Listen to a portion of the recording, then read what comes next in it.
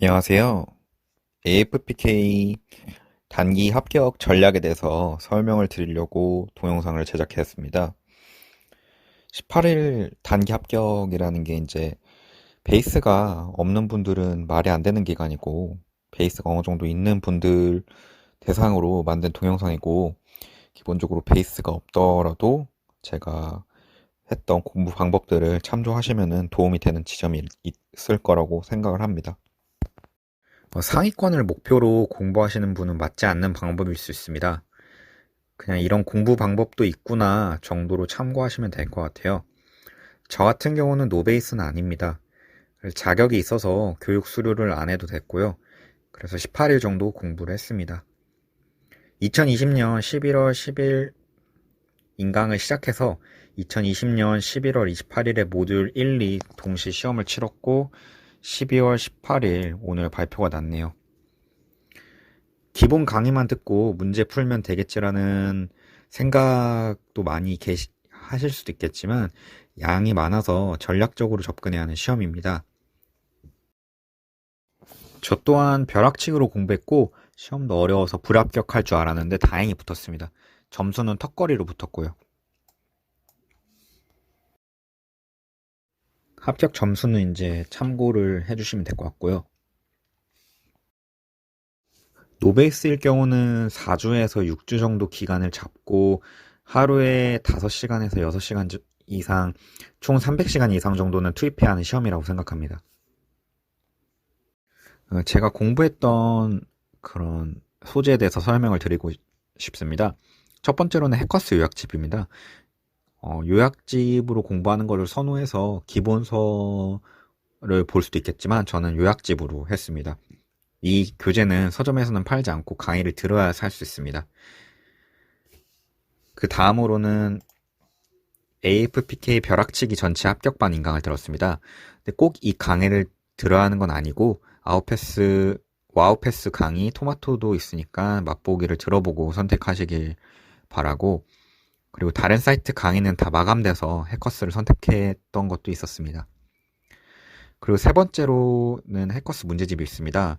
제 이름은 AFPK 핵심 문제집, 그리고 이제 모의고사입니다. AFPK는 총 8파트로 나눠져 있는데 각 파트를 하나 쭉 듣고 이제 기억에 살아있을 때 기본 문제집을 풀었습니다. 그 전체 8과목을 다 듣고 한 번에 푸는 것이 아니라 과목별로 기억에 살아있을 때 푸는 게 좀 중요합니다.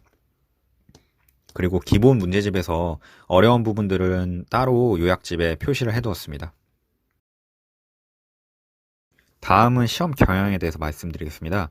요즘 시험 추세는 급 어려워지는 중입니다. 심도 깊은 문제도 섞여 있어서 시중 모의고사보다 훨씬 어려운 느낌이었습니다. 그런데 어렵다고 무조건 점수가 안 나오는 것은 아니니까 저도 시중 모의고사는 70점이 안 넘었습니다. 1, 2년 전에는 요약 몇 장짜리 보면 합격하는 후기도 있었는데 지금처럼 어렵게 출제되면 불가능한 얘기 같습니다. 다음은 공부 전략입니다. 첫 번째로는 개념 강의를 듣고 바로 해당 파트 문제를 풀어서 그 감을 익히는 게 중요합니다. 그리고 너무 한 과목 한 분야를 파지 말고 전체적으로 개괄하는 것이 중요합니다. 이게 양이 많다 보면은 이제 하나를 파는 경우가 하나가 이해가 안 되면 계속 팔 수도 있는데 그러지 말고 이제 전체적으로 개괄하는 게 중요합니다. 그리고 보통 모듈 1보다 모듈 2가 과목이 어렵습니다. 그래서 모듈 1에서 많은 점수를 획득하는 게 중요합니다. 총점 70점을 넘으면 되는데 이제 모듈 1에서 80점을 획득하면 이제 모듈 2에서는 예를 들어서 60점이어도 합격을 할 수 있는 거죠. 그리고 공부를 하다 보면 쉬운 파트가 있는데 그 부분을 점수 많이 가져가겠다는 전략을 가져가신 것을 생각하시면 될 것 같습니다. 그리고 간혹 모듈 2에서 세금이 어렵다는 생각으로 이제 세금을 버리라는 조언도 있는데 그것보다는 이제 문제풀이 하면서 매번 쉽게 나오는 패턴들이 있는 문제들이 있습니다. 그 부분을 꼭 문제풀이를 반복적으로 하셔가지고 외우는 거를 추천을 드립니다. 전체 점수 70점을 넘기는 게 중요하니까 이제 어느 한 과목을 버리면 치명적이 될 수 있어서 전체적으로 공부하는 거를 추천을 드립니다. 이 내용이 진짜 중요한데 저는 이제 별표 3개만 공부하면은 붙을 줄 알았습니다. 근데 이제 모의고사를 풀다 보니까 어려운 문제는 꼭 별표 2개가 이제 섞여 있더라고요. 그래서 이제 별표 3개는 무조건 보셔야 하고 별표 2개까지 있는 것도 보시는 것을 추천드립니다.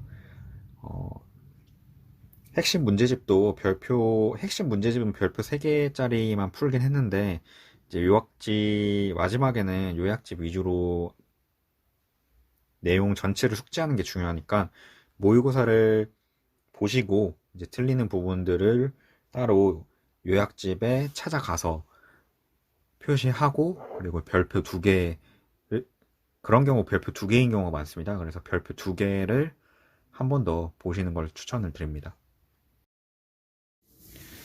이제 그리고 막판 공부법에 대해서 말씀을 드리겠습니다.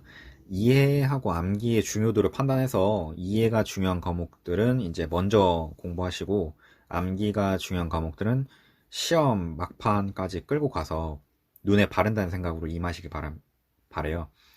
근데 이제 이해가 중요한 과목들은 자연스럽게 기억이 납니다. 근데 이제 암기가 중요한 것들은 이제 금세 까먹으니까 예를 들어서 시험이 2021년 3월 22일이면은 이해가 중요한 과목은 전전날인 3월 18일 목요일날, 그리고 암기 위주의 과목은 3월 19일 금요일날 해주시면 되고, 3월 20일 토요일에는 이제 점심에 시험을 보니까 이해가 중요한 부분들은 빨리 훑고 암기 부분 위주로 눈에 바르시는 거를 추천을 드릴게요.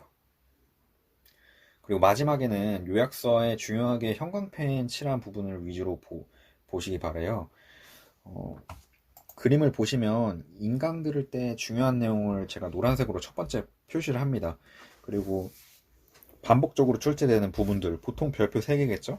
중요 페이지는 플래그로 따로 꼽아놨습니다. 그래서 문제 풀다가 또 틀리거나 더 중요하다고 판단되는 부분들은 주황색하고 자주색으로 표시해놨습니다. 그래서 이제 마지막에는 형광색 표시하고 플래그 꼽혀있는 부분 위주로 보시면 될 것 같습니다. 이제 마지막입니다. 이제 막판에는 공부를 어떻게 순서를 잡아야 할지가 좀 고민이 될 텐데, 다음과 같은 순서를 추천을 드릴게요. 저는 블로그에서 본 건데, 적용해보니까 괜찮았던 방법이었거든요. 첫 번째로는 이제 재무 설계하고 윤리 부분들은 이제 이해가 중요한 과목이기 때문에, 이 부분을 앞부분에 이제 이해를 중심으로 한번 반복을 해주시는 거죠. 재무 설계는 이제 프로세스 같이 이제 매번 반복되는 내용들이 있습니다. 그 부분들을 숙지를 해주시면 되고, 윤리는 문제풀이 한번 다시 보는 정도로만 해주시면 될 것 같습니다. 그 다음으로 이제 투자 설계하고 부동산 설계, 이 부분도 역시 이해가 중요합니다. 그래서 이제 투자 설계하고 부동산 설계는 이제 중요 부분 중심으로 이해를 잘 해주시고, 그리고 투자 설계에서 이제 기술적 분석이 출제가 안 된다는 의견도 있는데, 이제 이번에 나왔거든요. 그러니까 이제 기술적 분석 내용도 꼭 숙지를 해주시면 됩니다. 결국에는 이제 별표 3개나 2개가 붙어 있는 부분들은 나온다는 생각을 가지고 공부를 하시면 됩니다. 그리고 이제 그 다음에는 상속 설계, 세금 설계. 이 부분은 이해를 먼저 해주시는 게 중요하고, 그 다음에 이제 시험에 자주 나오는 유형이 있습니다. 그 문제를 여러 번 풀다 보면 이제 나오는 패턴들이 있는데, 그 부분을 꼭 익히셔서 반복되게 출제되는 부분들은 꼭 맞출 수 있도록 그런 전략을 펴셔야 합니다. 마지막으로 배치하는 과목들은 보험 설계하고 은퇴 설계 내용입니다. 이 부분들은 암기 사항들이 많습니다. 그래서 이제 암기 내용들은 공부하면 까먹고 또 계속 뒤돌아서만 까먹기 때문에 끝까지 계속 끌고 가서 눈에 바른다는 생각으로 여러 번 보시면 됩니다. 2021년 시험 보시는 분들 합격 기원하고 지금까지 시청해주셔서 감사합니다.